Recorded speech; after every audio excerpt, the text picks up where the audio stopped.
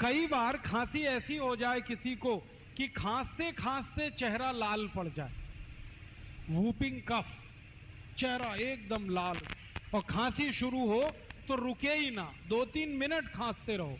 ऐसी खांसी में अदरक ले लो आधी और उसको भून लो, आग में भूनो।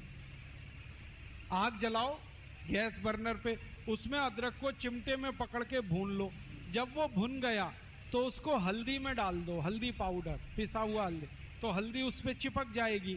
और वो हल्दी चिपका हुआ अदरक जैसे ही मुंह में रखोगे 1 मिनट में खांसी बंद हो जाएगी, 1 ही मिनट।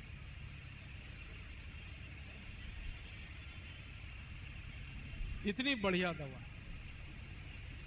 और एक दवा बताता हूं आपको अपने घर में खांसी की। अनार है ना, अनार, इसको गर्म करके खाओ। वैसे तो अनार ठंडा